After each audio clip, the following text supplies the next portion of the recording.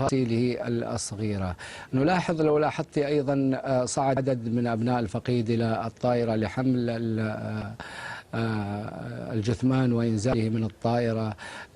أيضا في هذه اللحظات يعني الإنسان يكون قريبا من أقرب الناس إليه، من أبيه، من أخيه، من أقربائه. يعني منظر يعني يدل دلالة كبرى على البساطة في هذا المنظر. يعني لا يوجد هناك يعني بروتوكولات معينة أو من يقوم بهذه التفاصيل نيابة عنهم، أو تلاحظين أيضا كيف يتم إنزالي بشكل يعني يحدث لأي شخص يعني في مثل هذه الظروف. نعم.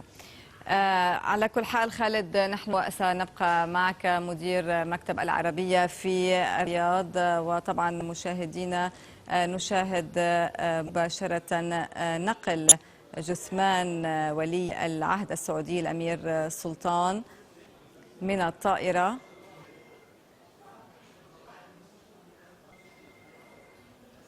وكان طغى خبر وفاة ولي العهد السعودي الأمير سلطان بن عبد العزيز كما ذكرنا على عناوين معظم الصحف، وبعد إعلان الديوان الملكي نبأ وفاة الأمير سلطان بن عبد العزيز ولي عهد المملكة العربية السعودية توالت التعازي العربية والعالمية للعاهل السعودي، فيما أعرب الرئيس الأمريكي باراك أوباما عن حزنه العميق بوفاة الأمير سلطان بن عبد العزيز الذي وصفه بالصديق القيم للولايات المتحدة. أيضا الرئيس الفرنسي نيكولا ساركوزي بعث برسالة أعرب فيها عن حزنه إلى العاهل السعودي. وطبعا نحن نشاهد مباشرة صورة الملك عبد الله بن عبد العزيز وهو يتكئ على العكاز ومع الكمامة أيضا لاستقبال جثمان ولي العهد السعودي الأمير سلطان بن عبد العزيز. طبعا هذه الصور هي مباشرة من مطار قاعدة الرياض الجوية، حيث وصلت الطائرة التي نقلت جثمان ولي العهد السعودي الأمير سلطان بن عبد العزيز. هذه الصور للملك عبد الله بن عبد العزيز وهو يضع كمامة على الوجه ويتكئ على العكاز لاستقبال جثمان ولي العهد الأمير سلطان بن عبد العزيز. هذه الصور مباشرة من مطار قاعدة الرياض الجوية، حيث هناك استقبال لجثمان ولي العهد السعودي الأمير سلطان بن عبد العزيز، وفي مقدمهم الملك عبد الله بن عبد العزيز وأخوان الراحل وأبنائه. وكنا شاهدنا إنزال الجثمان من الطائرة. وكان ذكر مدير مكتب العربية في السعودية في الرياض خالد المرفي بأن التشييع سيكون بشكل متواضع وبسيط،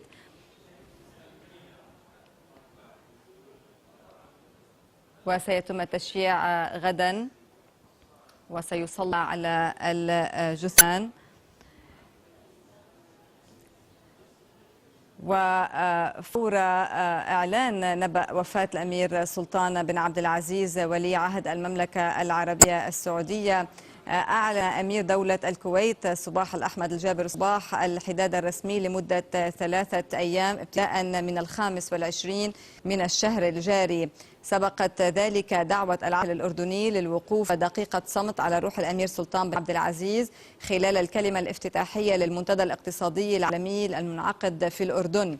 كما أعلن رئيس دولة الإمارات العربية المتحدة الشيخ خليفة بن زايد آل نهيان الحداد الرسمي في البلاد مدة 3 أيام. وأرسل سلطان عمان قابوس بن سعيد برقية تعزية للعاهل السعودي الملك عبد الله بن عبد العزيز أعرب فيها عن خالص تعزيه وصادق مواساته لرحيل ولي العهد. أما ملك البحرين حمد بن عيسى الخليفة فأعرب عن تعزيه الحارة في الفقيد في اتصال هاتفي مع العاهل السعودي. وتلقى عاهل السعودي الملك عبد الله بن عبد العزيز اتصالا هاتفيا من أمير دولة قطر الشيخ حمد بن خليفة الثاني، أعرب فيه عن خالص تعزيه ومواساته في ولي العهد الراحل.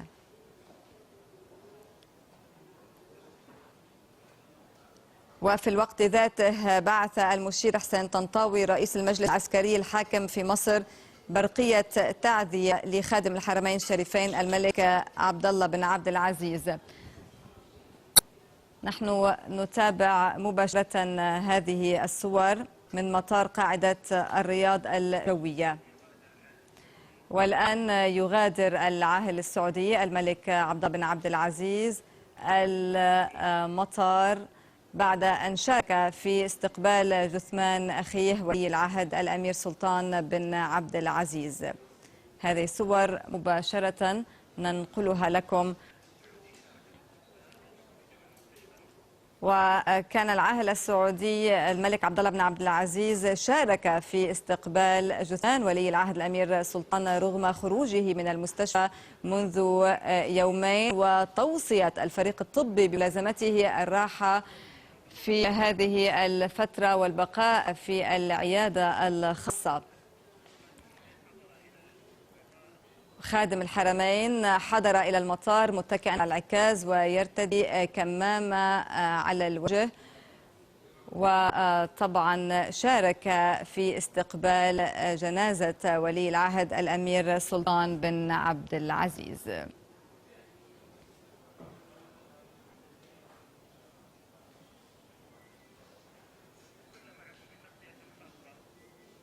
مشاهدينا، كنا معكم في تغطية خاصة لوصول جثمان ولي العهد السعودي